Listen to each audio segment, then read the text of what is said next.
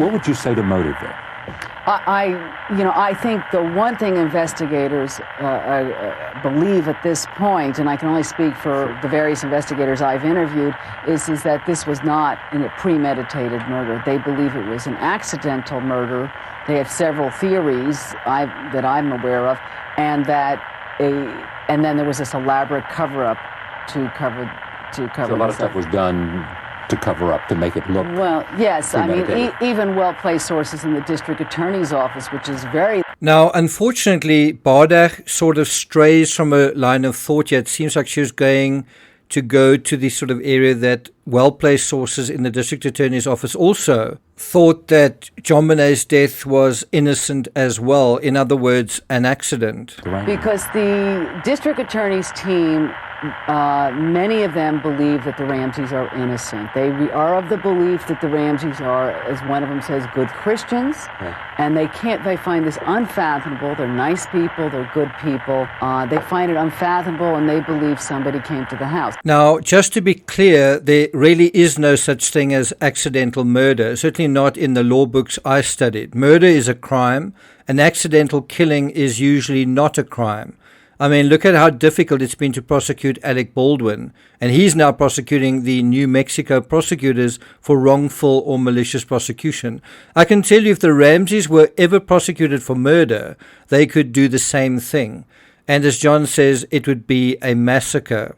Of course, the grand jury did seem to believe JonBenet was murdered, along with a second crime, one that starts with an A, sounds like obtuse and involves a child, certainly in terms of one of the true bills. And it is very important that we remain aware of these two dimensions to the crime. There's the killing of this little girl, but there's also a very poorly understood sexual element to it as well, which, it has to be said, is very seldom discussed except in the most basic, simple, and glossing over of terms. In other words, with very little subtlety, and from where I'm standing, virtually zero insight.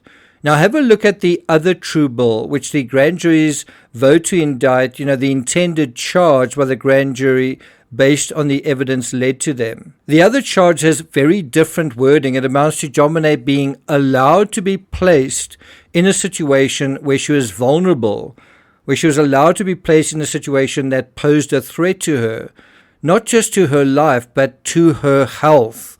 That really needs to be emphasized. And it's implied, certainly the way I read it, if it's a threat to her health, isn't it implied through this unreasonably placed in a situation? Doesn't that suggest that the situation was inside the family home? I mean, and isn't that where JonBenet died? So how I read that charge is that it wasn't just on Christmas night going into the early hours that JonBenet was placed in a situation. But could it be that she'd been placed in this vulnerable situation for an ongoing period, perhaps days, perhaps weeks, perhaps even longer, which made the accident not so accidental after all? It's the same situation on the Rust set, where it's okay if you have one possible random incident taking place, but when you have multiple incidents, then it's not an accident, but an accident waiting to happen. And that's where things like negligence or neglect can be possibly elevated to a crime, again, as we saw in the Rust case. And we also saw what happened there with the poorer defendant, Hannah Gutierrez. But of course, not necessarily, as we saw with the richer accused, Alec Baldwin. In this analysis, I want to delicately navigate the legal minefield and offer a suggestion that can potentially reconcile Bardag's theory, this theory about an accident. And let's face it, it's also the theory of the FBI. It's also the theory of the CBI. It's also the theory of law enforcement, right? That this was an accident. It's also my theory. And so to do that, we must consider some possibilities in terms of the obtuse with an A that we perhaps haven't considered very carefully up until now. I got nightmares in my head, I fear. Thoughts build up until I can't feel. My mind fills up into a creature, and it haunts me somewhere much deeper. I got nightmares in my head, I fear. Hello and welcome to True Crime Rocket Science. So what is the motive? And I think as soon as we talk about this subject, we are once again looking at those four aces in our hands, and we're looking at the ace of diamonds. Who are we actually looking at here after all? And if we are dealing with an accident, then we must do away with the murder aspect, and certainly the premeditated aspect which you have with the intruder narrative. And then you are left with the other incident that took place, the obtuse with an A, and you've got to look at the motive that's going on there. Now, obviously, when you have a sexual motive, in a sense, the motive is quite obvious. It's a sexual motive. I do think the sexual element here is a little bit misunderstood in the same way that the garrote is misunderstood. I don't think the garrote's the right term, and I also think the way the sexual aspect is described is also described using the wrong terms. But before we get to that, if you haven't subscribed to the channel, please do. By the way, I'm going to be expanding on this whole discussion that we're having by going into an area that is quite surprising, quite insightful, but also quite tricky, and that is the grand jury. What did they make of all of this evidence? And I'll be dealing with that in a little mini-series following this episode, so look out for that. If you find this analysis worthwhile, please hit the thanks button and let's get started. So what is the motive here? And again, like I say, we're doing away with this idea of murder, and then you go into that sort of sexual area. Now, I don't want to make this question more complicated than it needs to be, except to say that I think we have to be specific, because at least based on the grand jury indictments, there are at least two suspects and probably a third. And as such, I think there are multiple motives. So if you're going to talk about motive, you need to be quite clear whose motive in terms of this multiplicity of suspects. Now, if there is a homicide and a sexual element, then there are more motives on top of those multiple motives as well. You see how complicated it can get.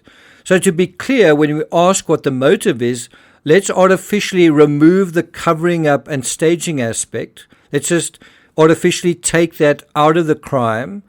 And instead we want to go to the ground zero of it, like who initially perpetrated this crime, and deal with that and that person. And so we're going to deal with the accidental death motive, right? And what we find when we do that, of course, is that you can't and you don't have a motive when it comes to accidental death. If you're playing the fool and a gun goes off, you might be a fool, but you're not a murderer. Now, I agree that JonBenet's death was accidental in that it wasn't intentional, but in the same way that the cinematographer's death during the Rust incident wasn't intentional, that doesn't mean a crime wasn't committed.